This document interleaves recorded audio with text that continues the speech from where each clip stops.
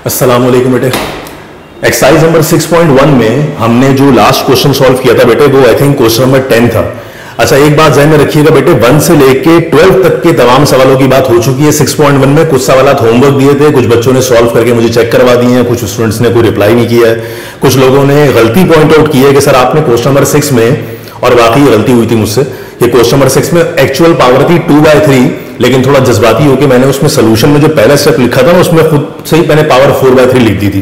तो I hope कि आपको 2/3 4/3 में डिफिकल्टी नहीं होगी। आपको पता है कि चाहे पावर 2/3 हो चाहे पावर 4/3 हो, बेटा उसमें 1 ऐड करवा के ही उसको उसी नई पावर से डिवाइड करना है। तो काइंडली मेक श्योर कर लीजिएगा कि उसमें करेक्शन आप कर लें ठीक तरह से। अब आज का टॉपिक सुनना बेटे, सवालात पर ध्यान नहीं दो, टॉपिक पर ध्यान दो। 6.1 में ना सिर्फ इंटीग्रेशन आप सीख रहे हो चंक्स के अंदर, कि आपको पता हो कि भाई डेफिनेट इंटीग्रल क्या है, इनडेफिनेट इंटीग्रल क्या है, वो अप्लाई किस तरह से होता है। गेम तो सारा स्टार्ट ही बेटे 6.3 से होगा।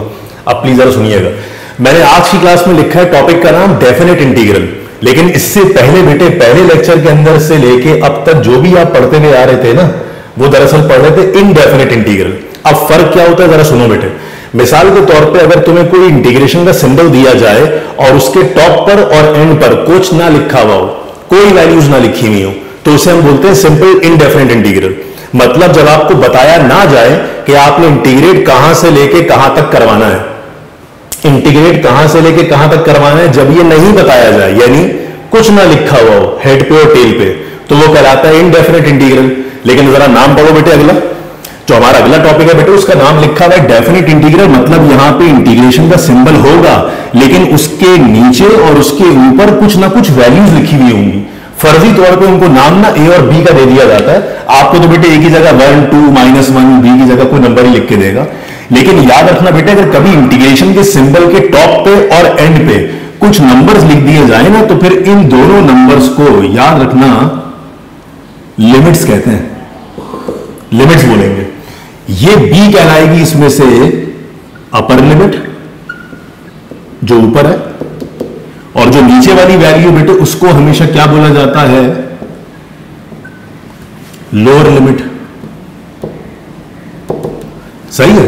यानी अगर किसी इंटीग्रेशन के टॉप पे और बॉटम पे आपको कोई दो नंबर्स लिखे हुए नजर आए तो उसको आप बोलेंगे डेफिनेट इंटीग्रल, लिमिट्स वाले क्वेश्चन कहेंगे, और उसमें जो ऊपर वाली वैल्यू होगी वो कहलाएगी अपर लिमिट, जो नीचे वाली वैल्यू होगी वो कहलाएगी लोअर लिमिट।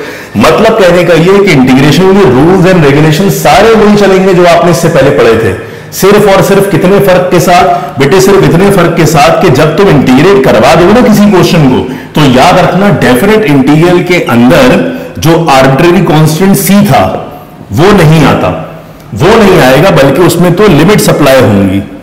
ये सब मैं भी आपको बता दूंगा जब क्वेश्चन स्टार्ट कर रहे होंगे। तो अभी खाली जनरली एक बात बता रहा हूं। और लिमिट अप्लाई कैसे होंगी बेटे, तो आंसर में पहले u.l फिर -l.l, मतलब ul से मुराद अपर लिमिट, फिर माइनस के बाद l.l से मुराद लोअर लिमिट। तो मैं कहना ये चाह रहा हूं बेटे आपको कि अभी तक जितने भी इंटीग्रेशन के साइन पढ़ रहे थे वो सब लिमिट के बगैर थे, इनडेफिनेट। अब हम आज से वो टॉपिक शुरू कर रहे हैं जिसमें आपको लिमिट, अपर लिमिट और लोअर लिमिट भी गिवन होगी। तो करना क्या है जरा सुनिएगा ध्यान से, इधर देखिए बोर्ड पर। मिसाल के तौर पे एक कर्व आपको दिया जाए, आपसे बोला जाए कि इस कर्व का डेरिवेटिव कैलकुलेट करवाएं, तो बेटे डेरिवेटिव का मतलब ही होता है स्लोप ऑफ टेंजेंट। चलो जरा इसको एक नए अंदाज से समझ लो। अगर मैं आपसे बोलूं बेटे इस कर्व को आप डिफरेंशिएट करवाएं, तो डिफरेंशिएट करवाने का मतलब ना इस कर्व को छोटे छोटे स्मॉल पार्ट्स में ब्रेक कर रहे होता है, और वो स्मॉल पार्ट जो होता है ना वो कहलाता है dx। जब भी किसी कर्व को हम डिफरेंशिएट करवाते हैं तो डिफरेंशिएट करने से मुराद उस कर्व को हम बड़े स्मॉल फ्रेगमेंट्स में ब्रेक कर रहे होते हैं। हर फ्रेगमेंट को हम क्या बोल देते हैं, dx। तो यहां से लेके यहां तक ये सारे के सारे क्या है बेटे, सब dx है। ये हम करवाते हैं डेरिवेटिव के अंदर। लेकिन इंटीग्रेशन के अंदर हम क्या कर रहे होते हैं कि किसी भी कर्व के जो छोटे छोटे छोटे पार्ट्स हमने सब ब्रेक करवाए थे, उन सारे छोटे छोटे पार्ट्स को आपस में सम कर रहे होते हैं, ऐड कर रहे होते हैं। तो अगर मैं तुमसे बोलूंगी तुम इस कर्व को डिफरेंशिएट करवाओ, मतलब कर्व को बहुत छोटे छोटे स्मॉल पार्ट्स में ब्रेक करवाओ। और अगर मैं आपसे बोलूं कि आप इस कर्व को इंटीग्रेट करवाएं, तो आप कहेंगे सर उन सारे छोटे छोटे पार्ट्स जो dx थे ना उन सबको ऐड करवा दें। तो बेटे तुम जैसे इन सारे छोटे छोटे पार्ट्स को ऐड करवाओगे, तुम्हें इस पूरे कर्व का एरिया पता लग जाएगा कि दरअसल इस पूरी शक्ल में, इस पूरे कर्व में एक्स एक्सिस से ऊपर कितनी जगह घेरी हुई है। तो डेरिवेटिव का मतलब किसी भी कर्व को स्मॉल पार्ट्स में ब्रेक करना और इंटीग्रेशन का मतलब उन सारे स्मॉल पार्ट्स का सम करना, यानी तभी तो सम के लिए हम इलोंगेटेड एस यूज कर रहे होते हैं। एक कॉन्सेप्ट इसका ये है ना कि मुकम्मल बात नहीं है, मैं फिर वक्त बता रहा हूं समझाने के लिए, पहला पॉइंट आपको दे रहा हूं कि डेरिवेटिव का मतलब कर्व को छोटे पार्ट्स में ब्रेक करना, इंटीग्रेशन का मतलब उन सारे छोटे पार्ट्स को ऐड करना ताकि आपको सम मिल जाए। अब जरा काम की बात सुनना बेटे, बहुत ध्यान से मेरी बात सुनिएगा। मैं आपसे बोल रहा हूं कि जो लिमिट वाले क्वेश्चन होते हैं ना बेटे, उसमें हो क्या रहा है काम, दरअसल वो सुनो। अगर आपको ये बोला जाए कि आप इस कर्व को इंटीग्रेट करवाएं, तो अब आपको बताया जाएगा कि कहां से लेके कहां तक इंटीग्रेट करवाना है। मतलब सपोज कर लो यहां पर x की वैल्यू थी पहले 1 और यहां पर आपके पास x की वैल्यू थी 5। तो मुझे बताओ बेटे, जो छोटी वैल्यू जो पहले आ रही है वो कहलाएगी लोअर लिमिट, ये रही x इज इक्वल टू 1, और जो बड़ी वैल्यू आ रही है आखिर में आ रही है बाद में आ रही है वो कहलाएगी अपर लिमिट, यानी कि 5। तो जरा गौर से देखो बेटे, इसमें ये लोअर लिमिट है और ये अपर लिमिट है। अब मुझे बताओ, मुझे अगर बच जाने वाले पोर्शन का एरिया चाहिए, इन सब का एरिया चाहिए, तो जब मैं इस सवाल को इंटीग्रेट करवा दूंगा तो फिर मुझे लिमिट्स अप्लाई करनी पड़ेंगी, और लिमिट्स अप्लाई इस रूल से होंगी, यानी कांस्टेंट नहीं आएगा सी, बल्कि उसकी जगह लिमिट्स अप्लाई करनी होंगी। कांस्टेंट किन सवालों में आता है? जिनमें लिमिट्स गिवन ना हो। जिसमें लिमिट्स गिवन होंगी उसमें कांस्टेंट नहीं आएगा, उसमें लिमिट्स अप्लाई होंगी, और लिमिट्स अप्लाई करने का तरीका अभी क्लियर हो जाएगा। Upper limit minus lower limit. खुद सोचो बेटे, यहां से लेके यहां तक x इज इक्वल टू 1 है, यहां से लेके यहां तक x इज इक्वल टू 5 है।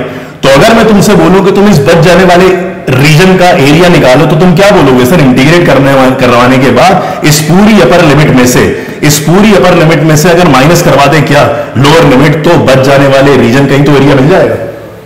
अरे यस, तो आपको जब भी इंटीग्रेट करना हो तो आप अपर लिमिट में से माइनस करवा दे लोअर लिमिट, तो जो बच जाने वाला पोर्शन होगा उसका आपको एरिया मिल जाएगा। अब इसकी बेटे बेस्ट एग्जांपल समझने के लिए मैं आपको एक क्वेश्चन अभी समझा रहा हूं लिमिट्स वाले सवालों का आज की क्लास में, तो देखते हैं जरा से। ये है 6.1 एक्सरसाइज का बेटे क्वेश्चन नंबर 19। आप जरा सुनना बेटे, इसमें कह रहे हैं इंटीग्रेट करवाओ, पढ़ना इसको ऐसे फ्रॉम -1 to 1, यानी लोअर लिमिट -1 अपर लिमिट 1। ये कह रहे हैं इंटीग्रेट करवाओ -1 से लेके 1 तक, और ब्रैकेट के अंदर वैल्यू दे रहा है 2x², फिर +4 to the whole power cube, और फिर ब्रैकेट के अंदर बेटे वैल्यू आ रही है 4x। बोलो साथ में क्या आ गया?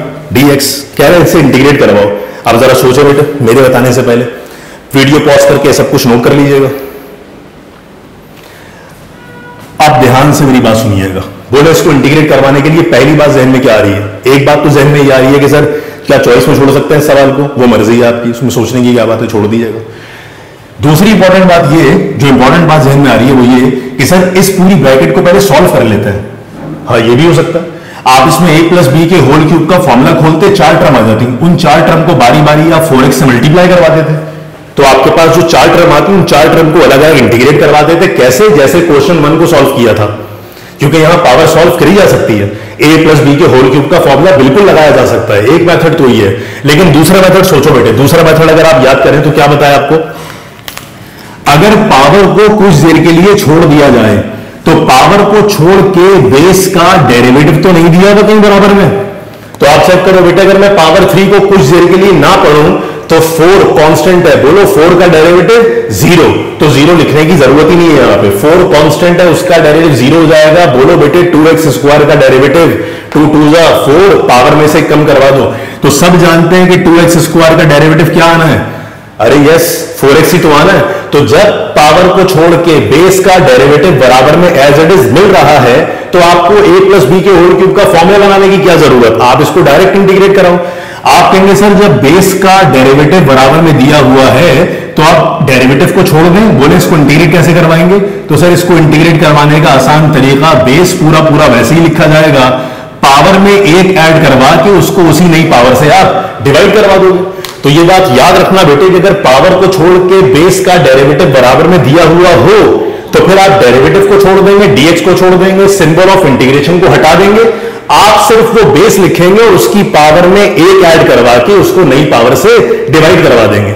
अब बोलो बेटा, अगर ये लिमिट इंटीग्रेट तो हो गया सवाल, अगर ये लिमिट वाले क्वेश्चन नहीं होते तो मैं इसके आखिर में क्या लगा के बात खत्म कर देता, +c।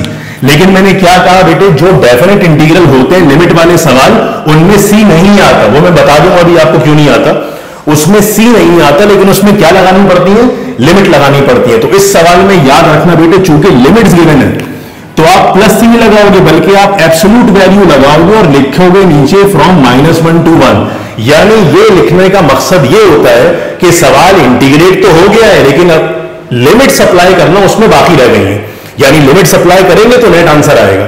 तो याद रखना बेटे, जो सवाल लिमिट्स के बगैर है उनमें प्लस सी लगा के छोड़ दो वो आंसर, लेकिन जिन सवालों में अपर लिमिट और लोअर लिमिट गिवन हो उसमें प्लस सी नहीं आएगा बल्कि उसमें लिमिट सप्लाई होंगी इस रूल के थ्रू कि upper limit minus lower limit. अब वो लिमिट बेटे अप्लाई कैसे करते हैं, देखो बहुत आसान तरीका है। मुझे बताओ बेटे, जो अपर लिमिट और लोअर लिमिट होती है ना, ये वेरिएबल की वैल्यूज होती हैं। यानी हम ये बोलना चाह रहे हैं कि पहले इस पूरे आंसर में जहां एक्स आएगा वहां पे 1 आएगा, फिर साइन आएगा कौन सा, माइनस का, फिर इस पूरे आंसर में जहां जहां एक्स आएगा वहां पे लोअर लिमिट आएगी क्या, -1। लेकिन 4 का तो कोई काम नहीं ना लिमिट में, तो 4 को अलग करवा लो। और 4 मैंने अलग कर लिया 1/4 समेत, और एब्सोल्यूट वैल्यू में मैंने क्या लिख दिया, 2x² + 4 to the whole power 4, lower limit -1, upper limit 1। जरा यहां तक कॉपी कर लें बेटे, वीडियो पॉज करके। बहुत ध्यान से मेरी बात सुनना बेटे, बहुत ध्यान से। कोई मसला हो ना आज के लेक्चर में तो आप मुझसे वही कोऑर्डिनेट करके पूछ लीजिएगा, इनकेस अगर किसी को प्रॉब्लम हो रही हो तो। अब ध्यान से मेरी बात सुनो बेटे, कांस्टेंट को अलग कर लिया। अब मैं इसमें जब लिमिट लगाऊंगा तो लिमिट लगाने का जरा तरीका देखना। जब लिमिट लगती है ना बेटे तो उस वक्त इस एब्सोल्यूट वैल्यू के साइन को स्क्वायर ब्रैकेट में कन्वर्ट करवा देते हैं।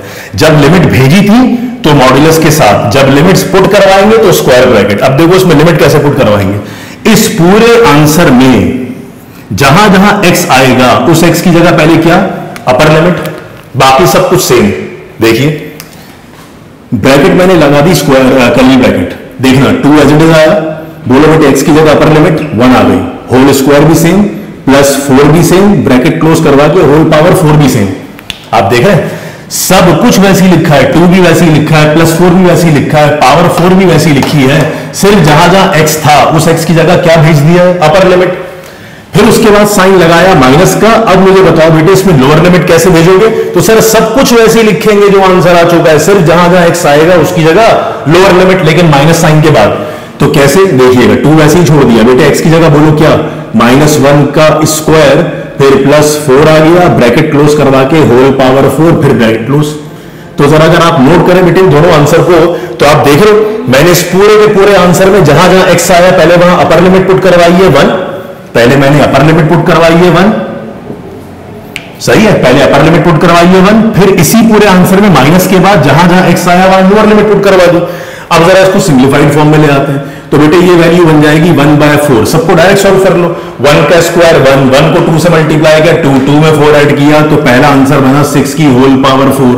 फिर माइनस के बाद बेटे -1 का स्क्वायर भी 1 होता है, 1 2 जा 2, 2 में 4 ऐड करवाओ तो अंदर आएगा जवाब 6 की पावर 4।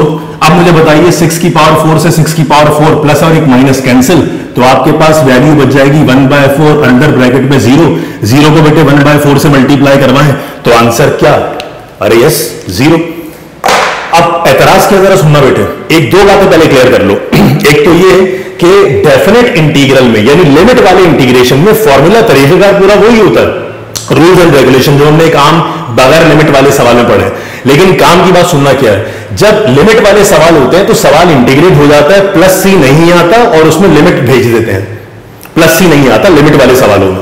फिर जो आंसर आ चुका होता है उसमें से कांस्टेंट वगैरह जो होते हैं उन्हें अलग कर लेते हैं और फिर उस पूरे आंसर में एक बार ही अपर लिमिट पुट करवाते हैं, फिर माइनस खुद से लगाते हैं फॉर्मूले का और फिर एक बारी हम -1 यानी लोअर लिमिट पुट करवाते हैं, सॉल्व कर लेते हैं। अब मुझे बताओ, पहले तो जरा 0 को समझ लेना बेटे, ध्यान से सुनिएगा। मैंने भी आपको कुछ देर पहले बताया कि आपको इस सवाल में एरिया निकालना है, बेसिकली इंटीग्रेशन करवाने का मतलब एरिया निकालना है फ्रॉम -1 to 1।